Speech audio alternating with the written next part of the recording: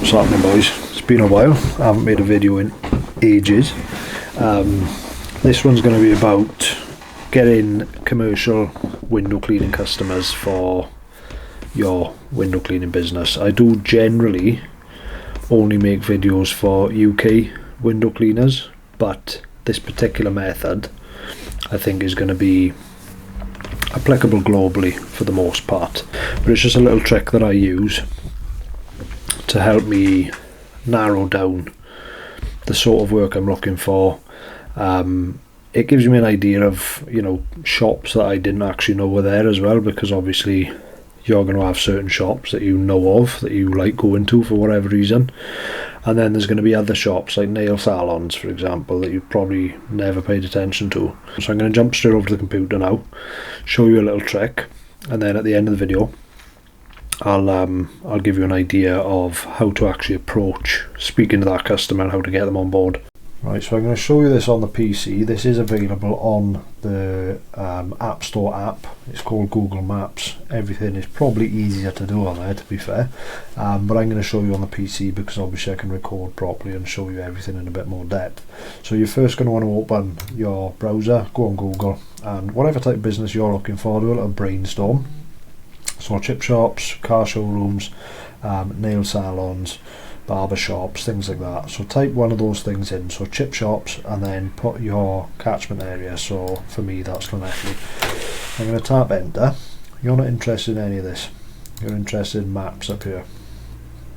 If I'm moving too fast for you, just rewind the video. I want to keep the video not too long for the people who don't have very good attention spans like myself.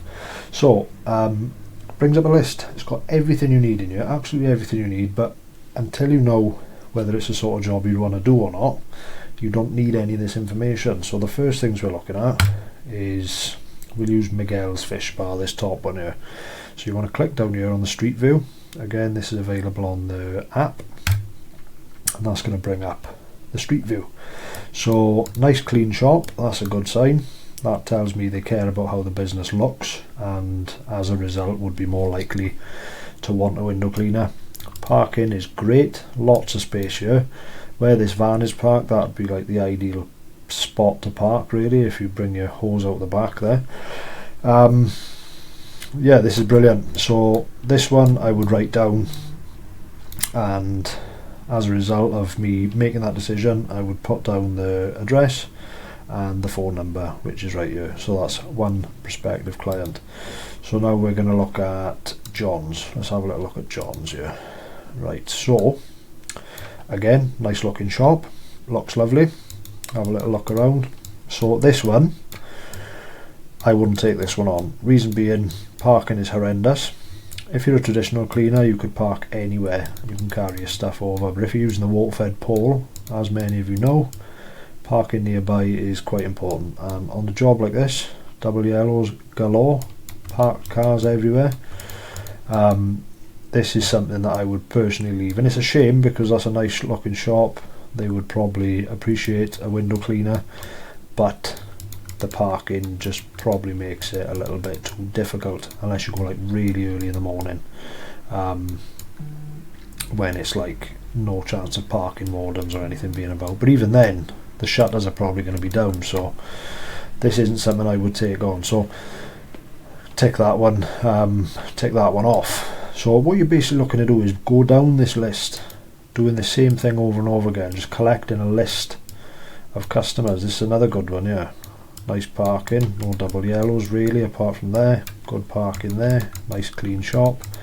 So you just want to collect a couple of these in a list, and then you want to ring them all. So I'm going to move back over to the camera now and give you an idea of what you're going to be wanting to say, to each of these people when you call them, each of these businesses. So you've got your list of customers, you've decided which businesses you want to call, you've got a little list ready, and you're ready to make the phone call. So the first thing you want to prioritise is speaking to the decision maker. So the decision maker could be a manager, it could be an owner. You're going to want to make that judgment based on the size of the business. So if it's a chip shop, then you're probably going to want to speak to the owner. If it's Currys or Tesco, for example, then you're obviously going to want to speak to a manager. So first of all, ring up, ask to speak to a manager. If you can't speak to a manager, do not pitch anything until you know when the manager is available. Write down on your list when that manager is going to be available, call back at that time. In the meantime, ring the others. Always speak to the decision maker. Anybody else isn't going to care. So that's the first thing. Once you get hold of them, hello, my name's Jamie, calling from Jamie's Window Cleaning, whatever. Just ringing to see if you're looking for a window cleaner. That's how you start the conversation. They'll either say yes, no, they might ask you a couple of questions. If you get as far as what would you charge, then all you have to do is say, well, I've been looking at your business on Google Maps, and based on what I can see on here, I'd be happy to do the job for £12 every 4 weeks. Or if you'd like to have it done more frequently than that, then I can give you a price reduction on a per clean basis. So for example, a £12 4-weekly clean might be quoted at £10 every 2 weeks, which almost doubles the monthly value of the job. And make sure you bring that up, because that is important. If they're busy, they might not be thinking about that particular thing in that particular time, so bring the frequency up to them, because once you've agreed a 4-weekly job, most people will just stay with that once it's on. It's very rare that someone will ask you to do them more frequently than you are, because people try and cut costs wherever they can, obviously. So bring that up on the call, identify straight away how often they want them done, and then it's just a matter of booking them in. So I hope that helps. Any questions, pop them down below as usual.